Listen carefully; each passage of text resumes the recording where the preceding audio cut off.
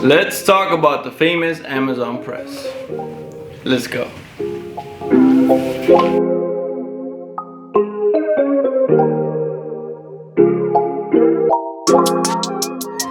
What's up YouTube? My name is Milo. I'm a full-time screen printer and yes, I work from my garage. But today we're going to talk about the blue press. The famous blue Amazon press. The Chinese press. The cheap press. It has a lot of names, but that's the press that we're going to talk about. So let's get right to the video. So there was two reasons why I got the press. First reason was it was only $125, and to be honest, that's the only thing I could afford at the moment. So I'm like, man, might as well, let's get it, and we'll go from there. Second reason was I kept looking at YouTube videos, you know, doing my research, and I got hooked on a channel called Raised Entrepreneur, and he kind of convinced me on getting the press, and I went from there. And to be honest, I don't regret nothing because look at where we're at right now. So yes, so now let's talk about the press. It's a 4-color, 1-station press. What that means is you can only do one shirt at a time, and it can only hold 4 screens at a time.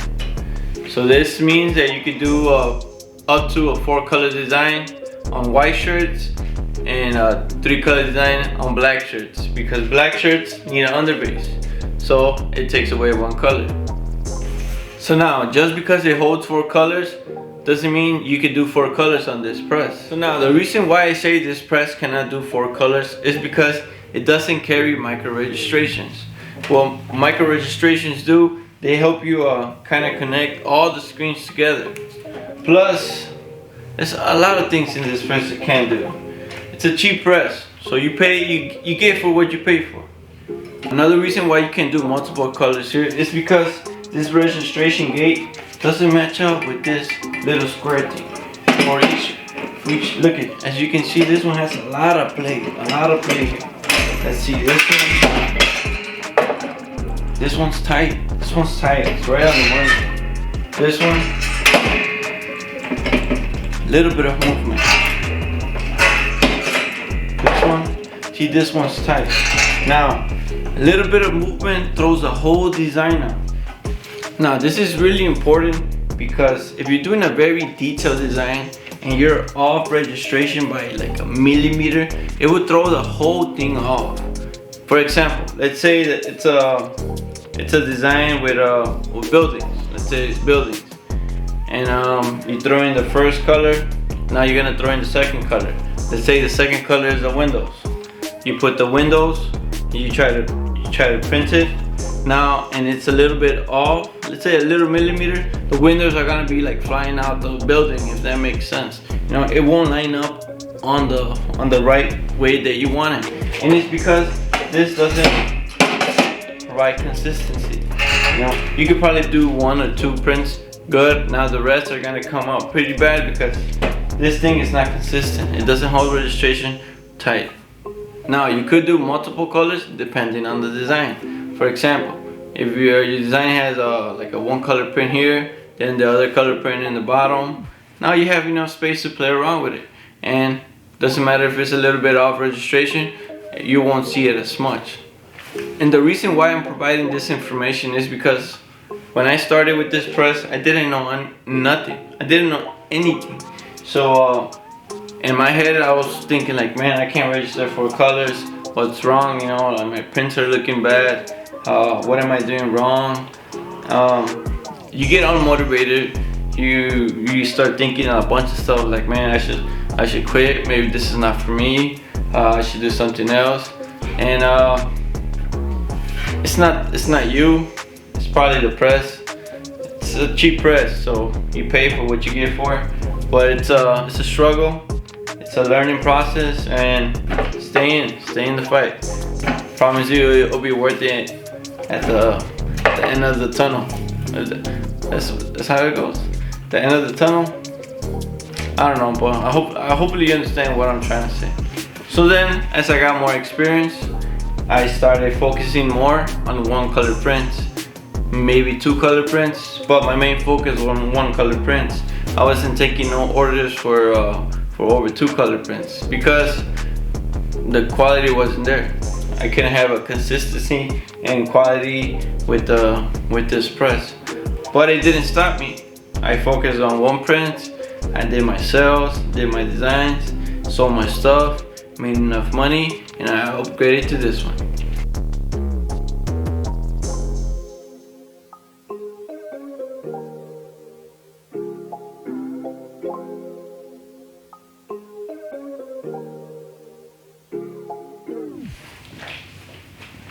So enough talking.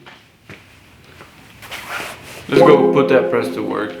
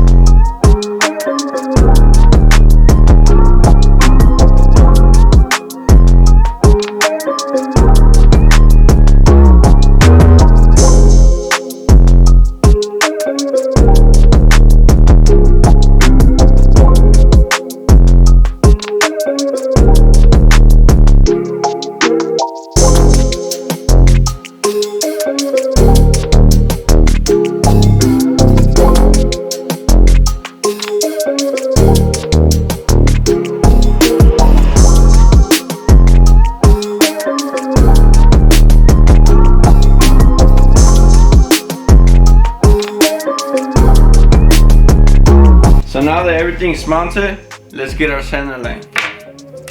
So the whole width is 18. So we're gonna do 9 here, 9 here. And this is important because this is where you register all your screens to. This is very important.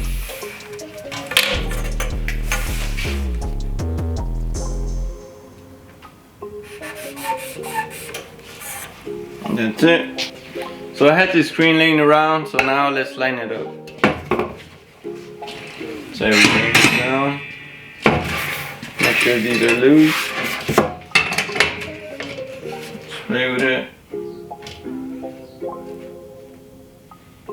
This here. Here.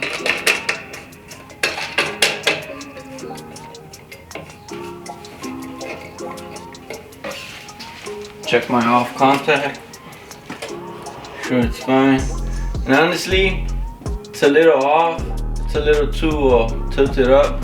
But since it doesn't have micro registrations, I really can't do much. What I used to do, I used to kind of bend this little thing right here, the little frame. I used to bend it a little bit so it can kind of even up. But that's as much as I can do because I can't really do any adjustments to this. So now that everything's lined up, let's go for a test print. I had the shirt laying around. Let's see how it goes.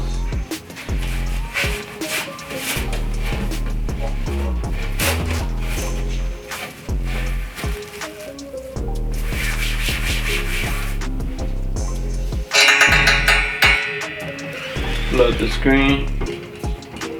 Everything's nice. So good stroke. And boom. Off here. And boom. Beautiful.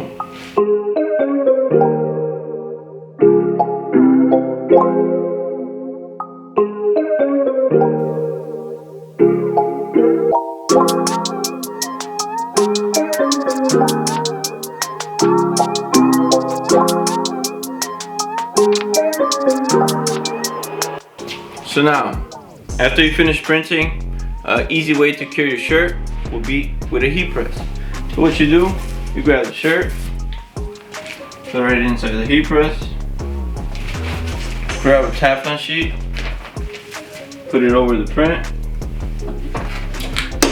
and press it. Now if you want to know the whole process of this, I do have a recent video explaining everything. So now I'm gonna give you 2 tips on the press. One thing would be, make sure these springs are very tight. They're very tight. So whenever you're printing, this thing will hold on. Even if you're turning, it won't like fall over. Because if they are loosened, as soon as you turn, with the weight of the squeegee and the weight of the turn, they are gonna fall, and then the squeegee's gonna fall over. It's gonna get messy, and you don't want that. Another thing will be, number your arms. Number your arms. Because like I said in the beginning, each arm kind of feels a little bit different on the press. Kind of sits down a little bit different, and it's a little off or whatever. And you might have 1 or 2 that do kind of like sit perfectly. So you want to match them, you know, if you're gonna do like a 2-color print or anything else. So now I'm gonna show you guys on how I made money with this press. But before that, can you guys subscribe to our channel? It'll motivate us to keep pushing out videos and showing you guys on how to start screen printing from your house or from wherever you're at. So one thing I did, I stopped focusing on multicolored designs. I gave my 100% dedication to single prints. Something like this, something like this. Kept it very simple, master that one print, that one color design, and from there, I moved up.